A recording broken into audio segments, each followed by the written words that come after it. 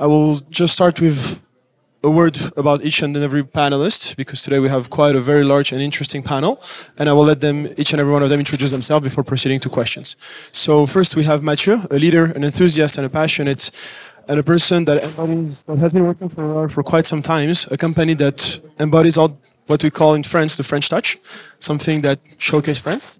We have Emilian, a citizen of the world, investor, entrepreneur, and who has at heart the change and innovation among different culture and among different places. We have Nicolas, a French South African, who's been working at Bpifrance for quite some time and who foster investment from Africa towards France. And finally, Arnaud, a mentor, and I would say a friend, who aims at reinforcing a Pan-African ecosystem and build a better tomorrow overall. Without further ado, if Emilian, you would like to start by introducing yourself for a minute, everybody. Thanks, Ramsey. As you said, I'm an entrepreneur turned venture capital investor for a number of years, and then got back into building because my heart is in building ventures. I'm the founder of a company called llara Health in Kenya, which is a network of technology-enabled microclinics in the outskirts of the cities, which goal is to improve the quality of health in a country where there's a lot of infrastructure, but the infrastructure is completely broken.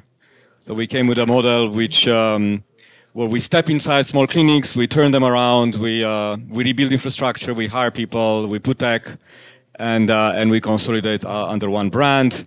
llara is my main venture and is where my heart stands, but I actually invest in healthcare in Africa, but also in Europe and the US. I have a couple of investments in deeper health optimization and longevity, and a couple of physical clinics in two markets. Thank you, Ramsey. My name is Nicole BLASYK. I work for Bpifrance. I'm based in Johannesburg, South Africa. Bpifrance is the national agency in charge of the globalization of the French economy. We have three different activities. The first is to assist French companies that are looking to export. The second is to develop and to manage the International Volunteer Program, the VIE. And my mandate is to assist African companies that are looking to expand internationally, that are looking at France, and assisting them throughout the journey. When we talk France, we talk mainland France on the continent, as well as our French overseas territories. In the Indian Ocean, we have Reunion Island and Mayotte Island. I'm excited to chat to you today with regards to African companies and what is happening with their growth and expansion. Thank you. Good morning, everybody. I'm Mathieu. I'm a L'Oréal East Africa CFO. I've been here for 3 years. I've been working in the company for 20 years, so I know the beauty industry pretty well. I lived in different countries all around the world. What we've been trying to do here is to expand the beauty market. We have a factory, a subsidiary. We are addressing the Kenyan market, obviously, but as well the region, the East African region, which I believe is the major reason that all the global companies are settled in Kenya. And in Africa, L'Oréal is settled so in East Africa, but as well in Joburg to address the South African market. Thank you very much. Good morning, everyone.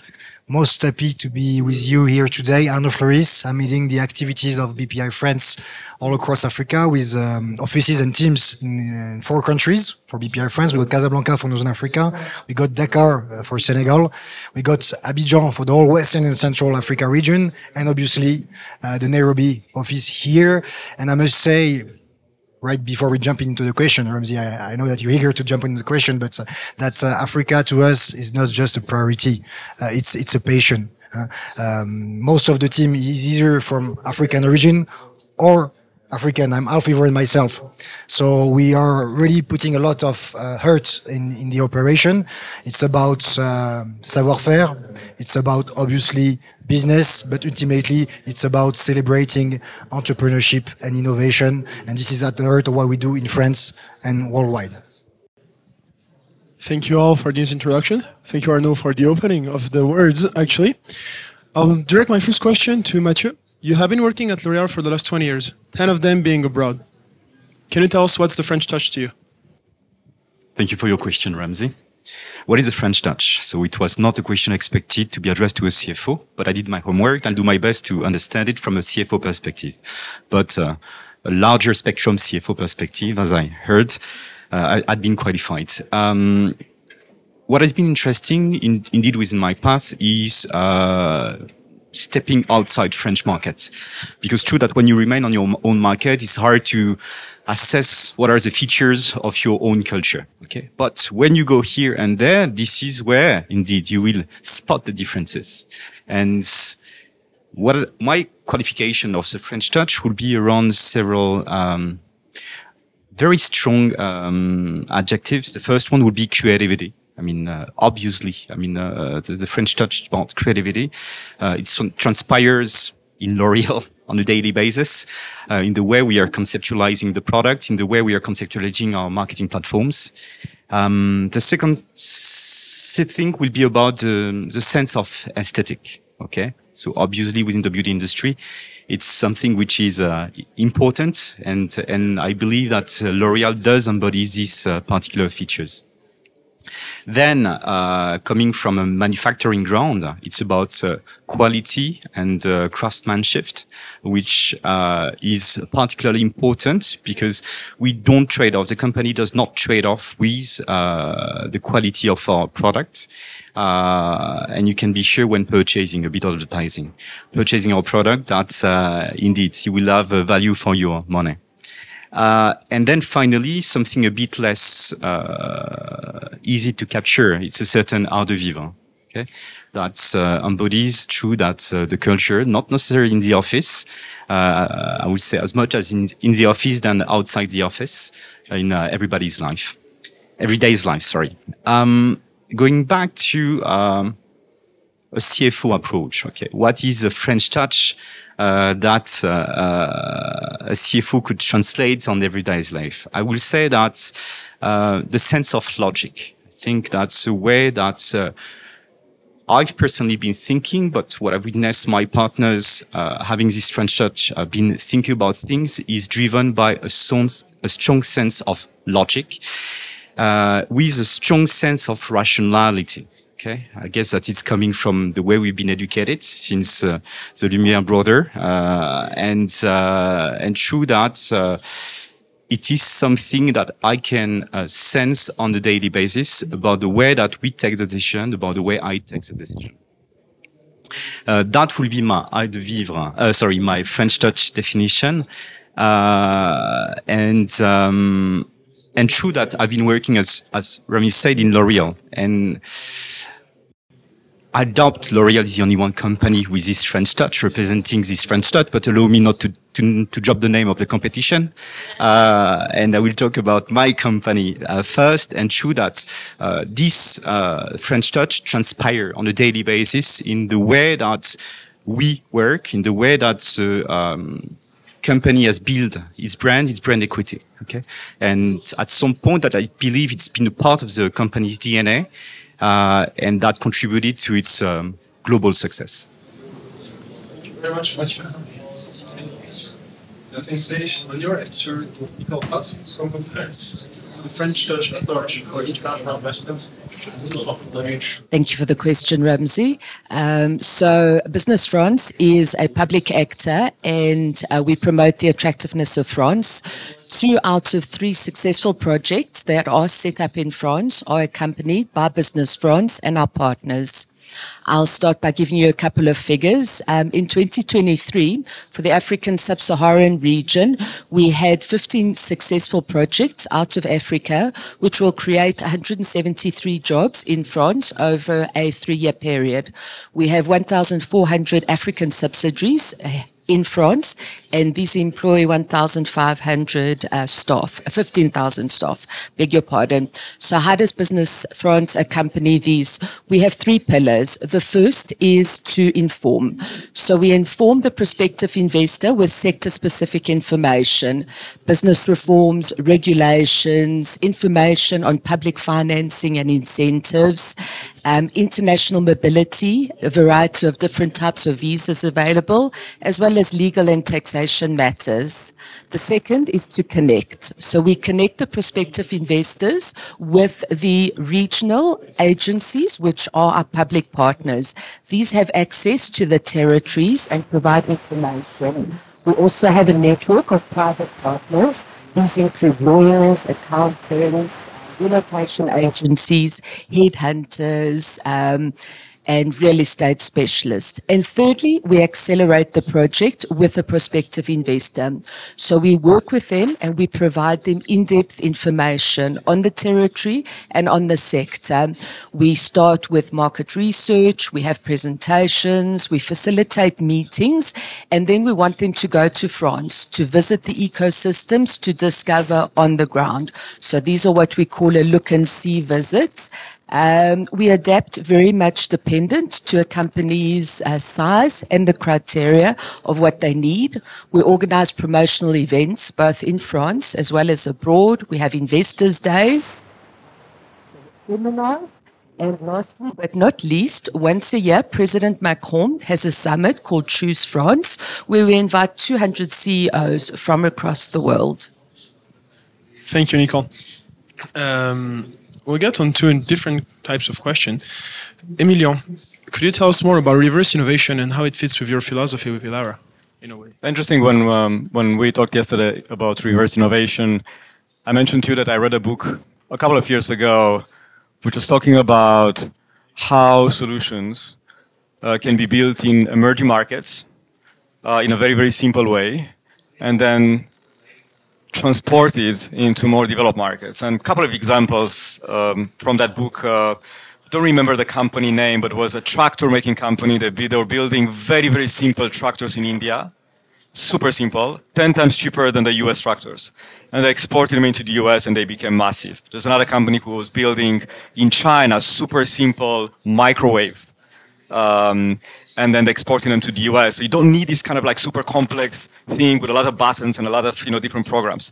So in the same way, when I look at healthcare, I mean, we are here in a bubble, right? We're in the nicest place in Nairobi, but drive or 10, 15 kilometers north or south, it's a very, very different world. Not usually here, you know what I'm talking about. So we are I'm actually extremely privileged, and every day I'm telling to myself I'm extremely privileged. They live in these, semi kind of formal areas. They go and then seek healthcare there, and they don't have money, right? I mean, obviously our employees are fairly well paid, but most of the people here would make probably $200-300 a month per family. You know how much a Kenyan spends in healthcare compared to a European or compared to an American? 15,000 US. $3,000 to $5,000 per month, per year, Europe. South Africa about $450. Kenya about $70 per year. Hospital care, primary care, laboratories, etc. So very little. Very little means that anything which is sophisticated, these people cannot afford.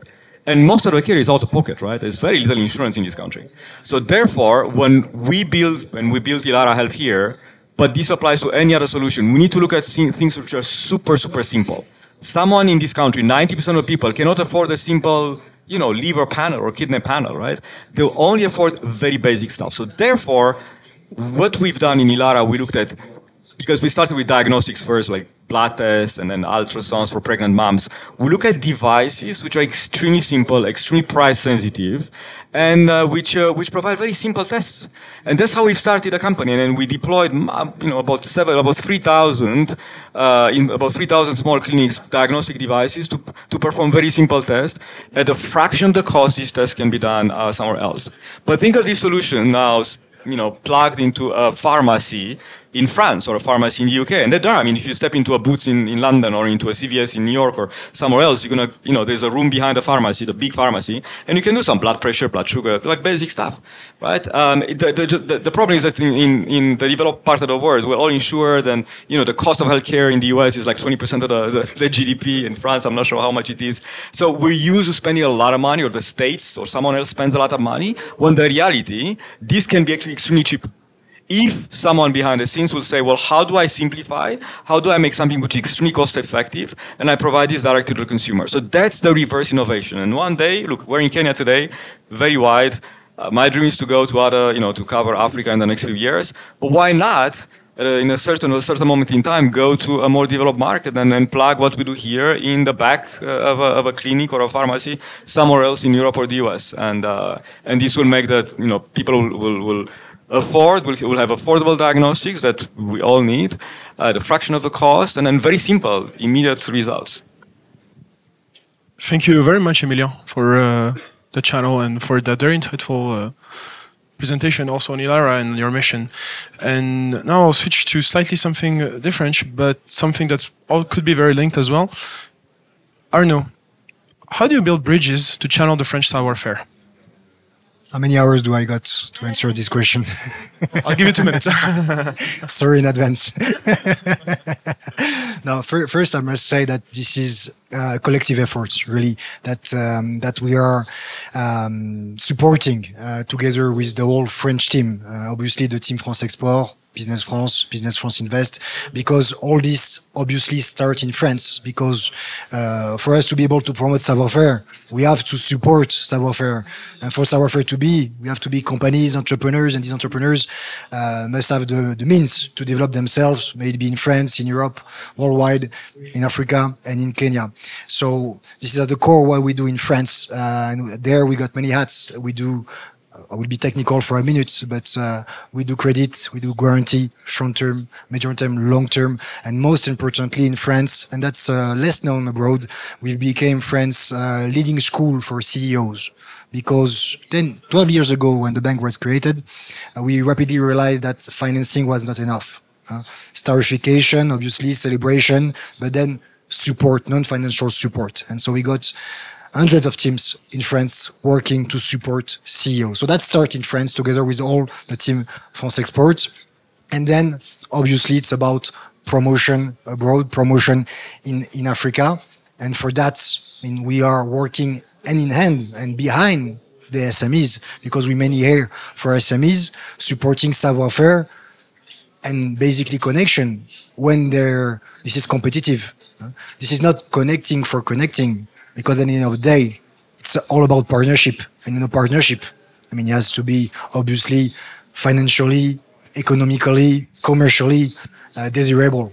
So this is all this that we are supporting.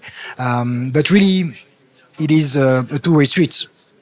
Because then, savoir-faire on one side, partnership, but then also Kenyan savoir-faire in France. And that's what Nicole mentioned, touch base. This is what Choose Africa is about. It's about attracting foreign savoir-faire, attracting foreign investment in France.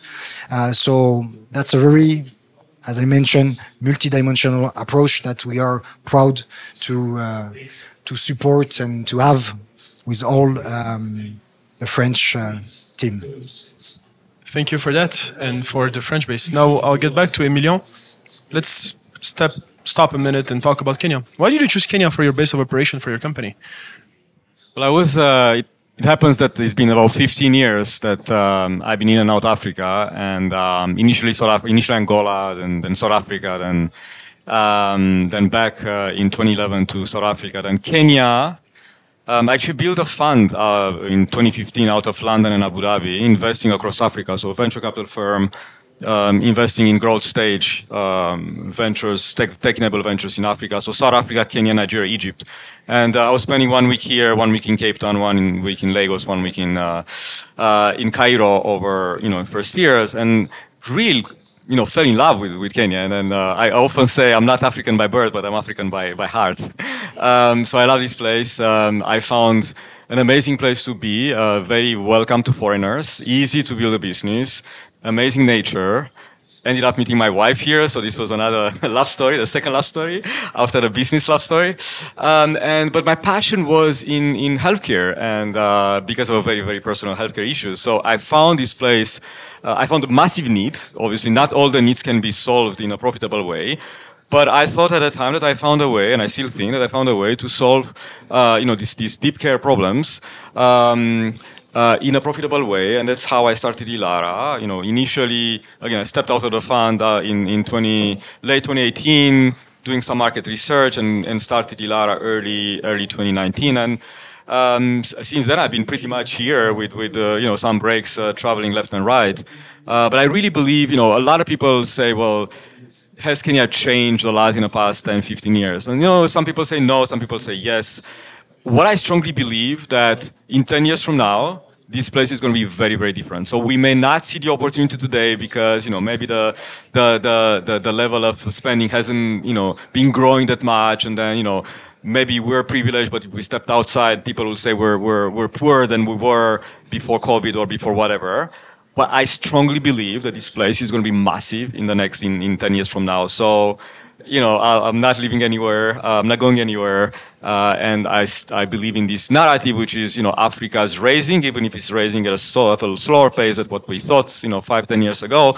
But instead it's raising, and it's here to stay. I think it's also worth mentioning to thank you because you landed this morning from Cape Town. Thank you for being here, because that's also sure. No, thank you for having me. Anytime. And building on that, since you are a company, you aim to be based here, to be based in Africa, and to still grow in Africa. I'll get the next question to Nicole. What type of company are you talking to in Africa, and why would they be interested in France? Why would you approach them? Thank you. Thanks for the question, Ramsey. And thanks to Emilian. I love what he says about his heart in Africa. I'm fortunate to have a double nationality. I'm the product of a French father and a South African mother. So I think kind of having that cross bilateral relationship, I think I'm quite lucky to have that. So who do we speak to in Sub-Saharan Africa? We look at companies across a broad sector of activities, but we've got a really big focus on tech at the moment. We're looking at fintech, ad tech. We've got a lot happening in blockchain and cultural and creative industries. These are what France calls priority sectors. We see that innovation, AI, is a big focus for France. Foreign direct investments into France. We had 123 R&D centers created in France last year. So the innovation coming out of Africa is super, super exciting. I think that Africa is often confronted to problems that perhaps other parts of the world don't have. So we have to think out the box. I attend challenges, pitch sessions. And so why do African companies look at continuing their journey in France? They need to grow the market. They need to commercialize, often to continue research and development. France has an interesting research tax credit, which is attractive. They need to develop strategic partnerships, something that was spoken about this morning. We have an attractive ecosystem for international talent, and France is tech savvy. We have La French Tech, which is a French ecosystem, which includes mentors, business leaders, founders, VCs. Startups look at France for the next round of funding, access to those VCs and business angels.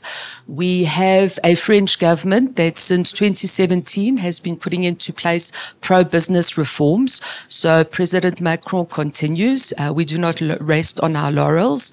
One example is corporate taxation was at 33% in 2017. We're now at 25%, which is a European average.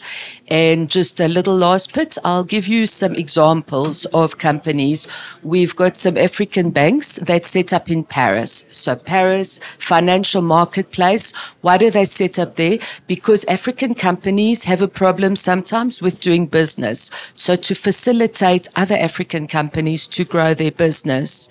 Creative and cultural industries. I have two very interesting projects in film production and in animation.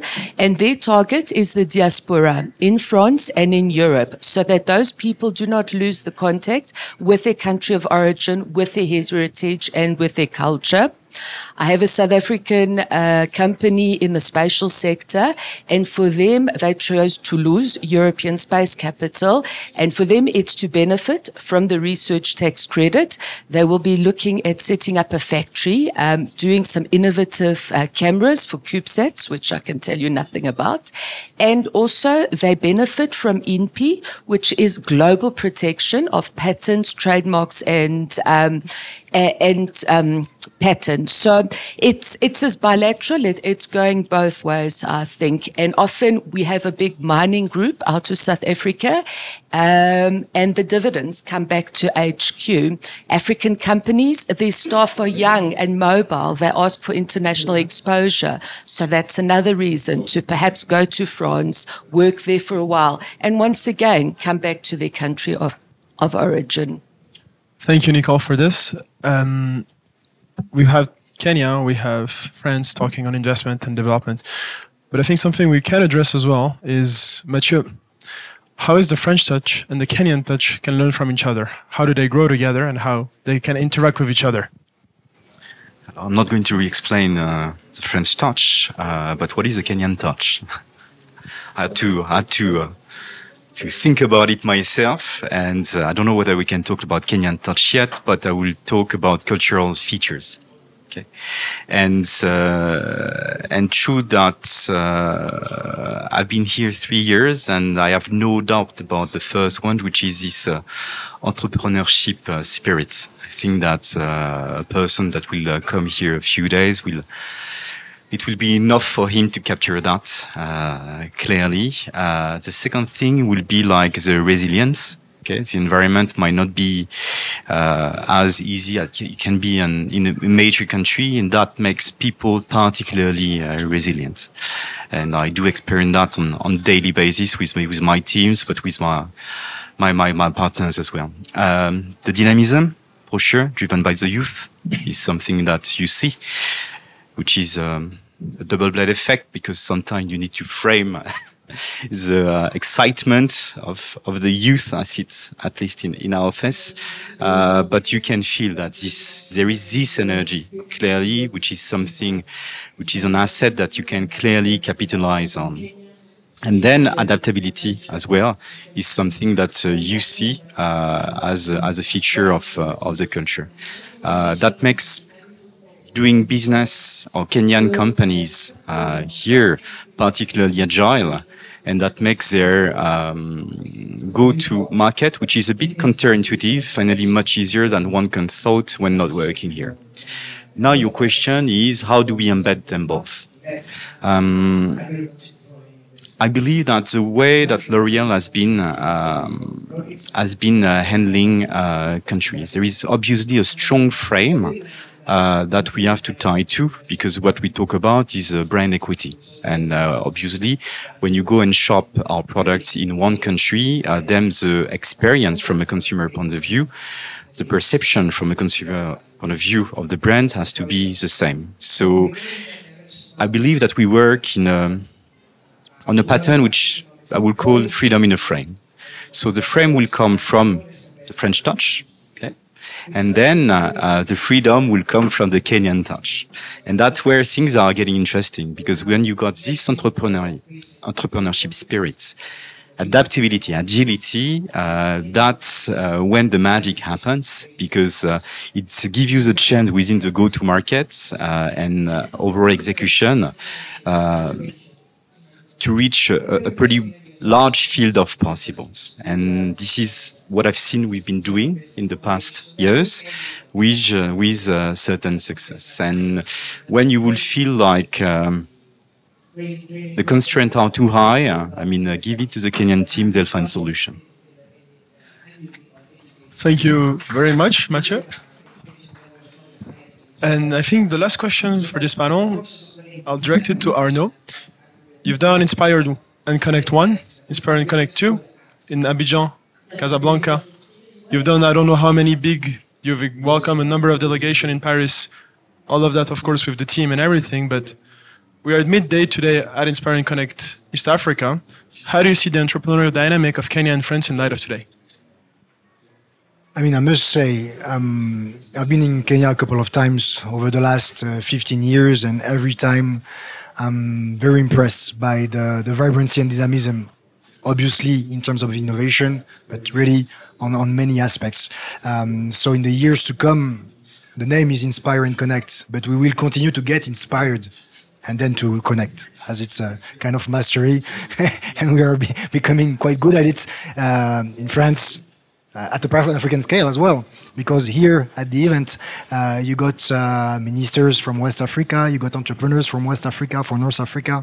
It really is a Pan-African event. So, I mean, let's continue to all work together. We have a lot to achieve here in Kenya.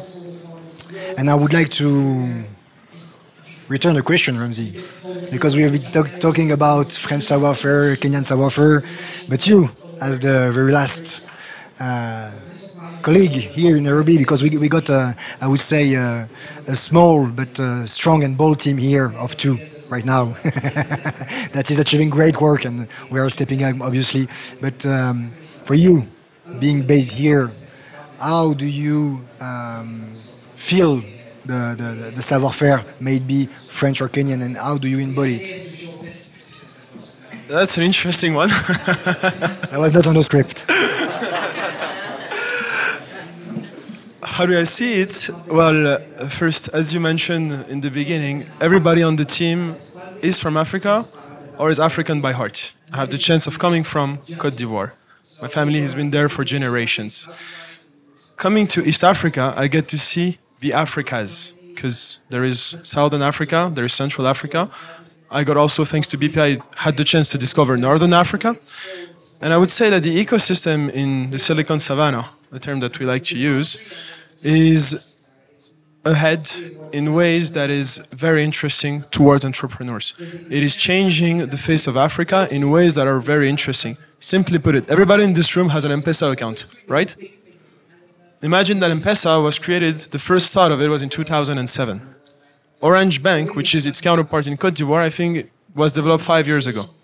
When we see what we're able to do and the way we're able to achieve it, where sometimes you have Western countries who went from cash to card and now who are trying to do digital, in Africa we didn't want to do card, we went straight to digital. We develop, we make the payments, and towards the financing industry, towards the dynamic, the attractiveness, there is so much potential that is on tap. And Kenya is an example in that way, because whenever you do travel, had the chance also to travel in, I think, 15 out of 54 countries in Africa, you get to see the nuances and the differences between what you can do and how Kenya operates in comparison to other countries. Not as an example or something to follow, but as something to get inspired. What we do today. And I think in Africa, we need to connect more in order to develop and enhance what we do today. And I think on that, I will thank you very much. Thank you very much, Ramsey.